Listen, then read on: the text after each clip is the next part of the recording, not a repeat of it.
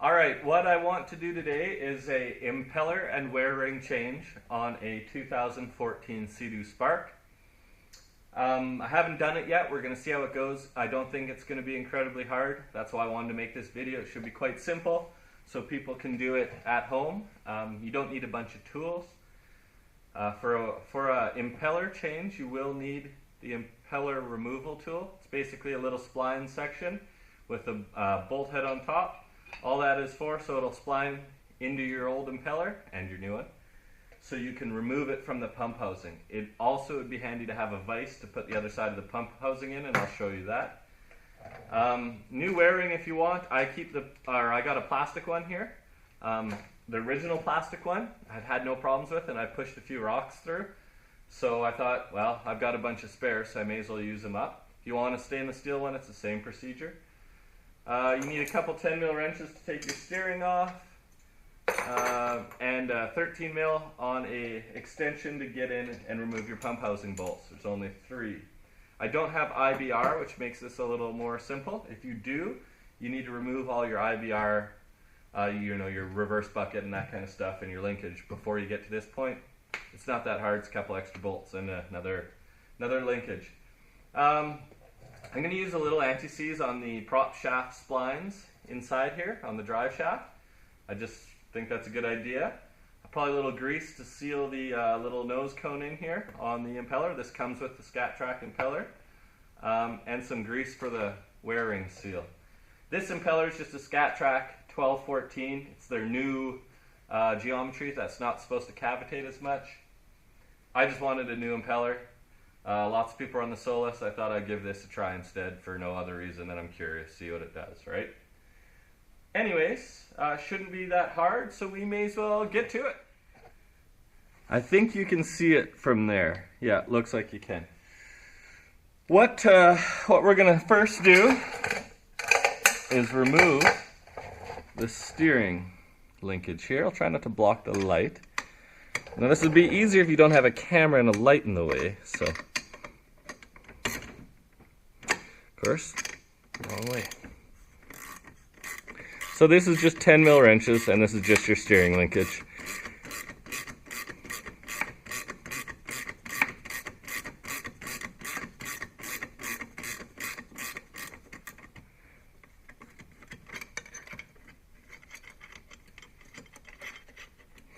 Don't drop these little washers that are on here.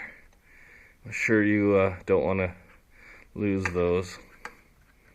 Alright, so I think you can just set that down to the side, and we'll pull off the little hose here on top. It just pops out, so you can pull that off and get it out of the way.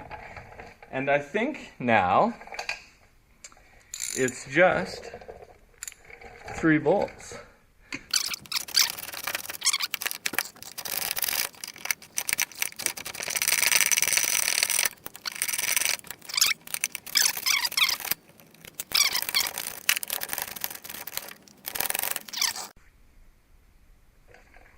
Well, now that all the bolts are out, it should just slide out.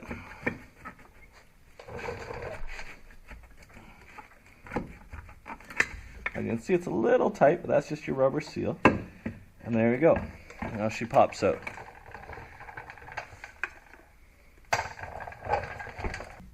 Alright, now that we've got the pump housing on the bench, you can see in here my old impeller. Definitely got a few dings in it from a couple rocks, but not in bad shape. I'm going to take this rubber seal off the old impeller, because we're going to transfer it over onto the new one after I clean it up a little. So that just pops off the back like that. And this wear ring, it's located by this ear, and that's just kind of keep in mind where that comes off of. You can even mark it if you want, but it's the shortest of the 2 or the 3 ears. These 2 stick out a lot, and the short one is where it was. So I'm going to pop this off, and it looks like that wear ring was in okay shape, maybe a gouge or 2 from the rocks that I had in there. So that'd be a good spare. Keep my spare kit. And look at that, it's dirty. And we've got it down to the impeller on this side.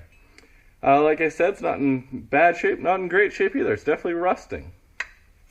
Anyways, on this side, we now need to remove these 3 bolts.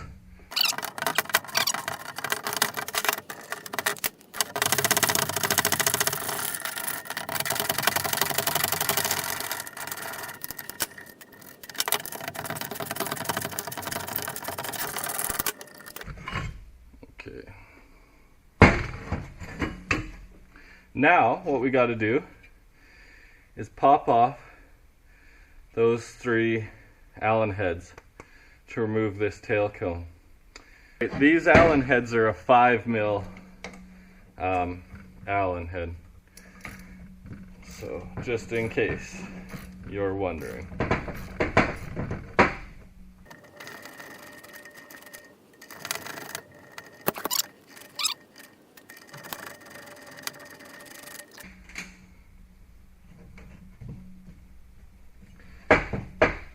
O-ring under here.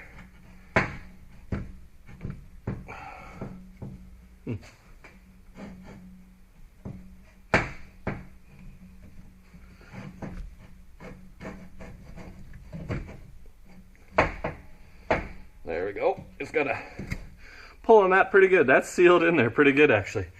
That's surprising. That's got grease on it. Obviously there's a bearing or something in here, so you want to make sure you grease these O-rings good when you put it back together. But this is what we were getting at here. We need to bite onto that with the vise here, because that's what's going to hold this shaft from rotating. It sticks out just far enough, and I wouldn't crank down on the vise. I definitely wouldn't crank down on the vise. But you can snug her in, and you can see here that now the impeller's held to the vise there.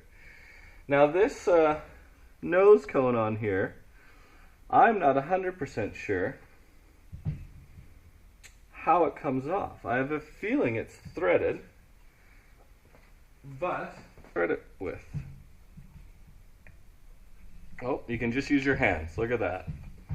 I thought it might be on there a lot tighter than that. So it's reverse thread, I do believe, unless something really weird's happening. So I'm turning right, which would normally be tightening, but it's loosening this off. Yep, and it's just threaded on there with a bit of grease and stuff on the threads. So that's how you pull that off. That was that went well. And now we can use our tool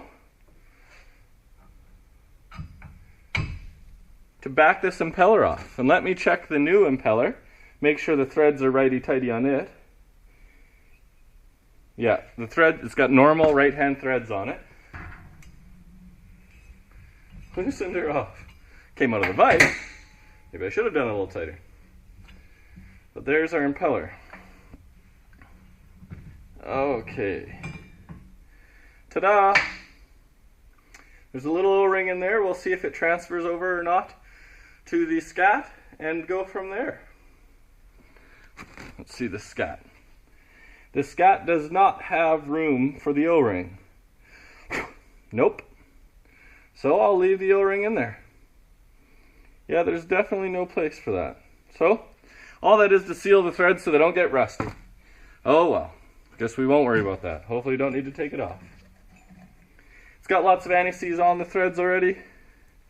We're going to glob these up good. Now, the torque spec on this is 90 foot-pounds. It's actually 125 newton meters, whatever the fuck that is. Sorry, excuse my language. But that converts to about 90 foot-pounds. So, going to get my torque wrench here. So this is set to 90. We're going to turn it to the right because it's normal threads. And there you go. So this is torqued on there now. That's what that click means with a torque wrench. Of course, if you don't know that, you probably shouldn't be doing this. There the impeller is on. And now, we've got to get their little nose ring in here. Which looks like to me, this is Skat stuff, right? Solus may be a little different. I'm going to put a little bit of grease. Ooh, look, it's 2 pieces. That makes it easier. So this plastic hard ring, obviously, comes off to make this easier. Ooh, that's tight. Okay, so that's in there and sealed, and this clicks over like that. So your main shaft, or your drive shaft, should just slide in there. Basically now, I'm going to put this back on, the tail cone, or whatever it's called, on the back of the pump housing. You can use a little grease on these O-rings, so we don't wreck them putting it back in. In fact, I'm going to be quite liberal with this grease, because there was a lot in spots when it was coming out. This is just regular old axle bearing grease. I'm sure there's a Spec, but I could give a shit. Sorry, excuse my French. Sorry guys, I've been around. I mean, I just don't worry about things like that. A little bit of grease here and there. It'll be fine. You can feel it's airtight. It pushes itself back off after I pushed in. So it's airtight in there, which is good. We're going to take our blue Loctite and just put a dab on the threads of these little bolts, these little Allen heads. I like this blue Loctite because you can remove stuff quite easily, but it does lock it in place. The whole point of it. I'm just talking out of talk, I think.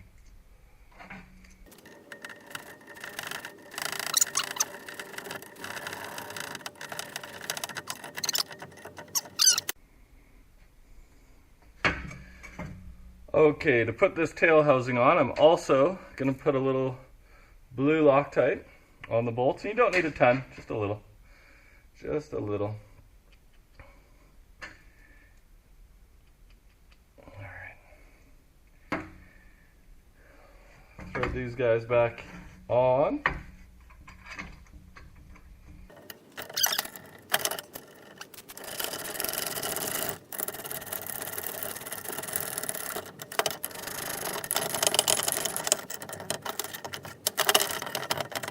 So about 20 foot-pounds is the Spec. I probably did them a little more than that. That's just because. Now for the wearing. So we know that the locating tab goes on the short ear. It should fit quite tight because that's the whole point of it. Ooh, perfect.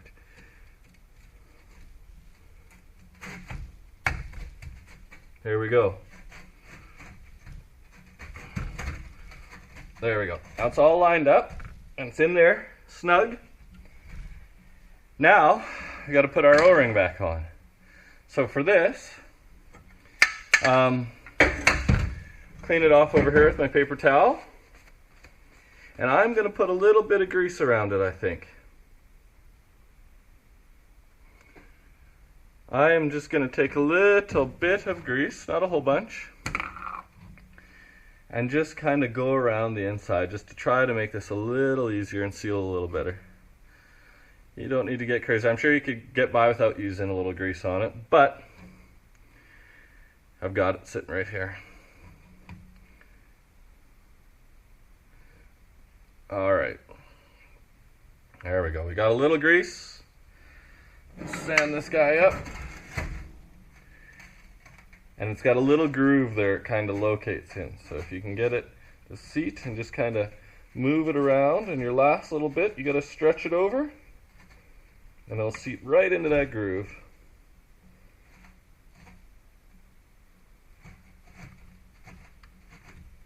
There you go.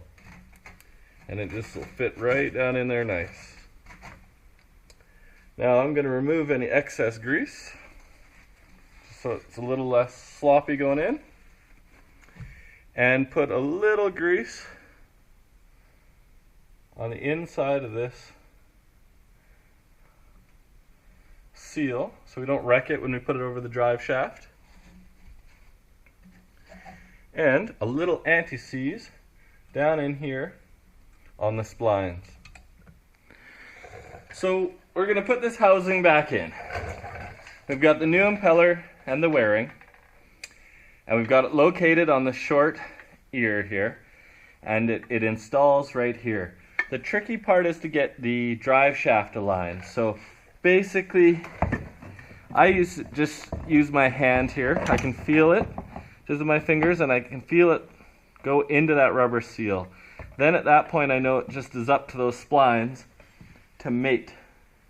And when they do, of course it's on a trailer, so it's pushing, then it just clicks right in there. You can see that, it's in there good now. So, I need to throw some Loctite on my bolts and put them in.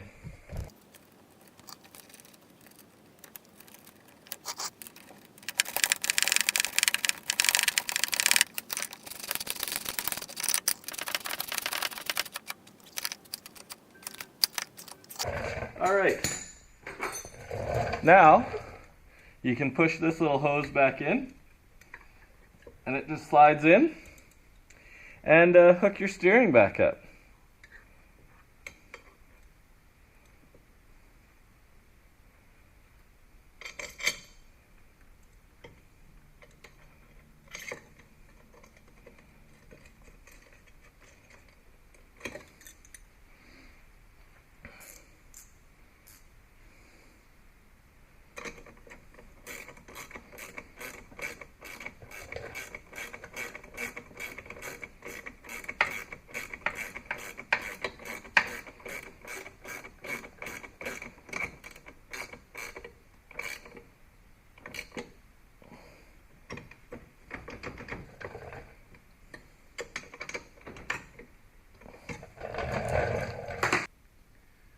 Well, we have a new Skat-Trak impeller and a new wearing. It wasn't that hard, of course. IBR would make it a little more of a pain, but not bad. There was a few more tools, I guess, that I didn't show at the start. One was a torque wrench. You need that, and the right size socket to fit your impeller removal tool, that thing that I just dropped. And of course, your 5mm hex for your little pump cone there. I think other than that, I pretty much covered the tools you need. It's not overly hard. These bolts, the 3 that hold the pump housing assembly together and the 3 that hold it to the CDU, they're all Loctited. They'll come out tight the entire way, and make sure you Loctite them when you reinstall it. Torque spec on those is 20 foot-pounds. I just did them tight kind of thing. I didn't overdo it. And it should be good. Everything went together nice, and hopefully get a little more performance and no rust, and get rid of some of these dents. I actually looked at my old impeller here, and it looks like a rock I hit got lodged here in between the impeller and the vanes, and actually flattened my impellers out a little. So it would have decreased the angle of these impeller blades, so I might feel a nice difference with the new one. I will probably straighten this out the best I can, and grind these little nicks and marks from the pebbles I hit off, and keep it as a spare. There you go. Anyways, it wasn't that hard. If you got any questions, put them in the comments. Sorry it's not that great of a video. I just thought I'd throw it together and show you guys you can do it in your own garage. And I don't know, how long did this video take? 15 minutes, 20 minutes? It's not a big deal, and just take your time and make sure you got all the stuff you need. Alright, well, good luck.